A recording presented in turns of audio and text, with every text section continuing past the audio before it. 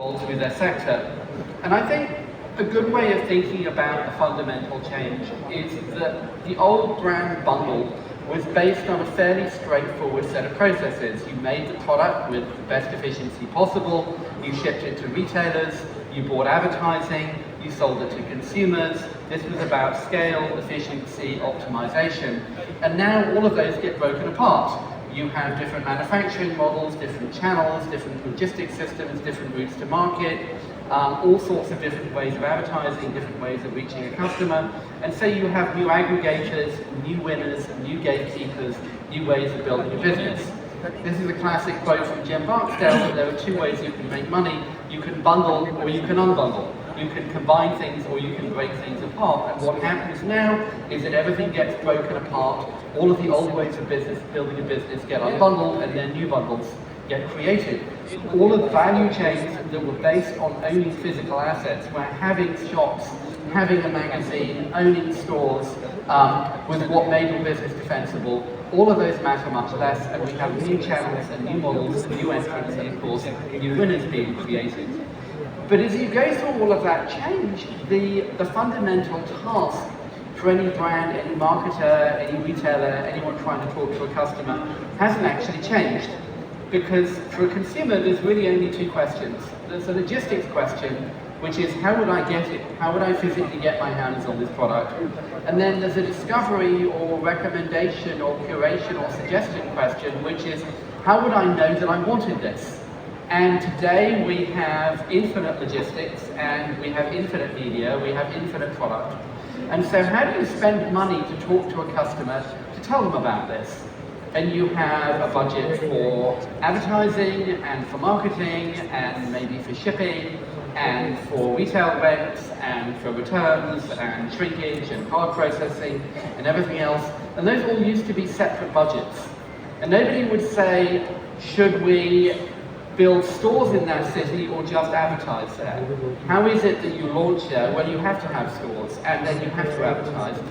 Now all of those budgets become one thing. They're all interchangeable. Should we increase our ad budget or have lower prices or have faster shipping or a different returns policy? Those all become one question.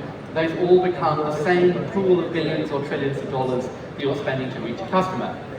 Hence, as my old boss, Mark Andreessen, said a while ago, software is eating the world. And all of those budgets become things that you can think of as part of software and things that get changed with software. Now, in particular, what we're here to talk about is video and how much, well, video eats the world, but also how much software is eating video.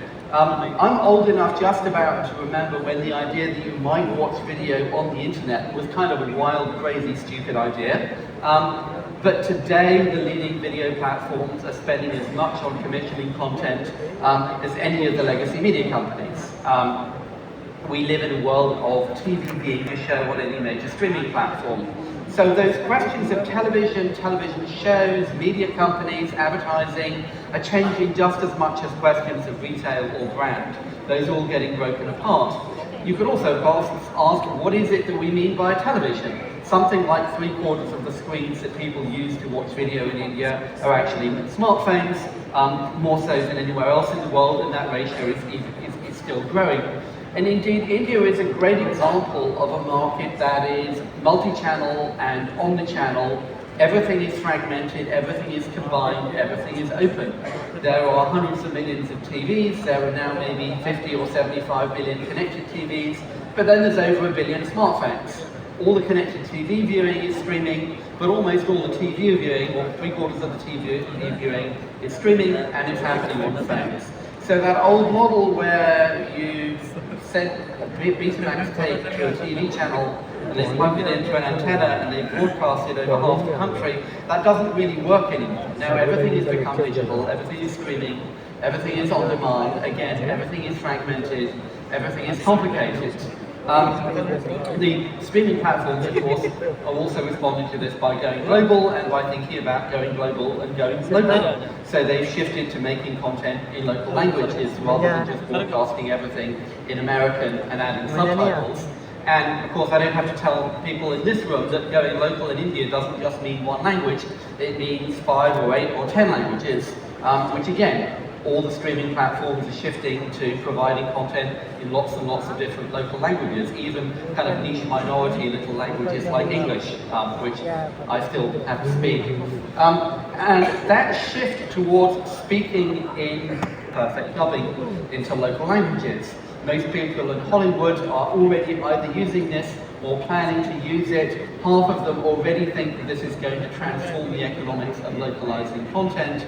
And even in America, half of Americans who don't watch anything with subtitles think that they would be more willing to watch content that's been dubbed with AI. So there's an old phrase talking about this, that the world is flat. All of those kind of distinctions between content produced in different places in different ways will start changing. Everything will be dubbed, everything will be translated, everything will be local, everything will be available to anyone.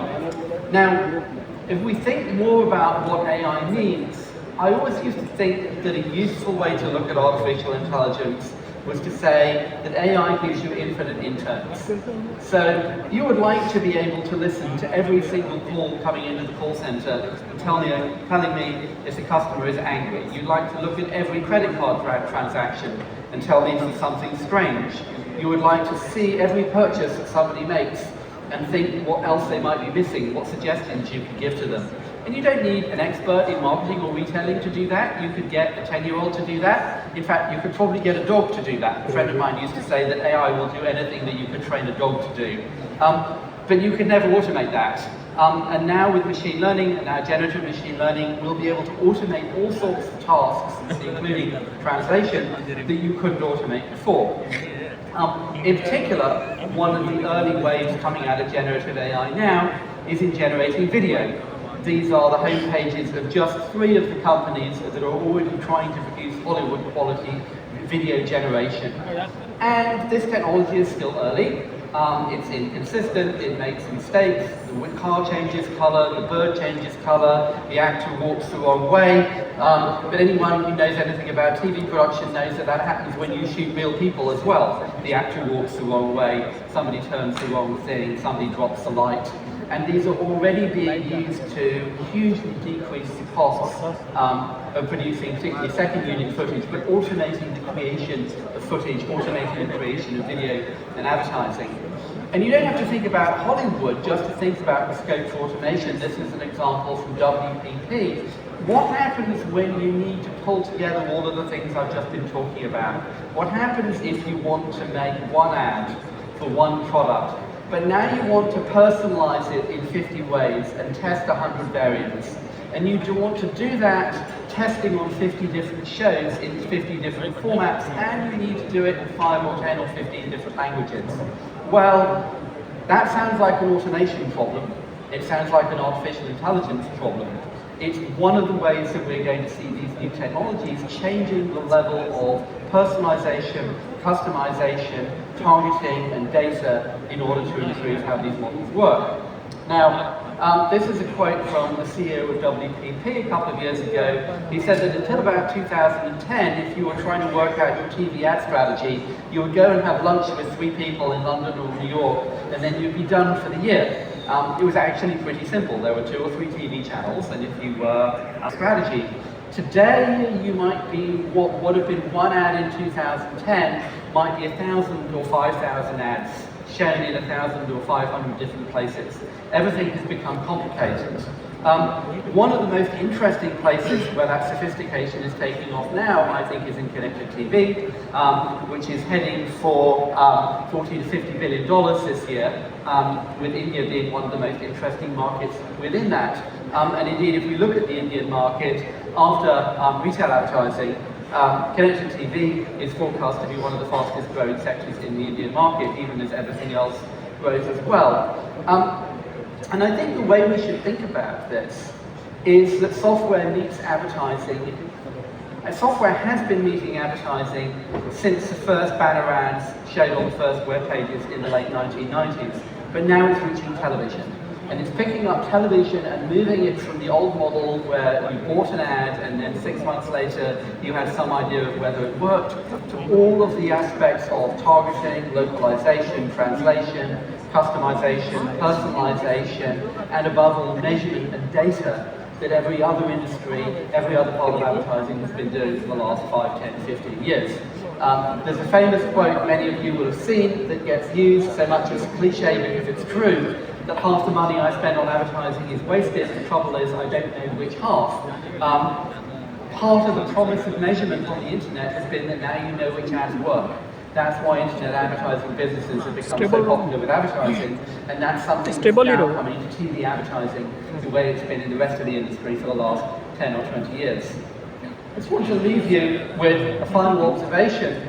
Some of you may have heard about this AI thing. Apparently it's quite big in Silicon Valley. Bill Gates says it's the biggest thing he's seen since the graphical user interface. OpenAI raised at $160 billion. It's about everything, including advertising. But as it changes every other industry, we should remember that all of the other things are happening too. The tech industry is always very excited about what's going to happen in 2030, and now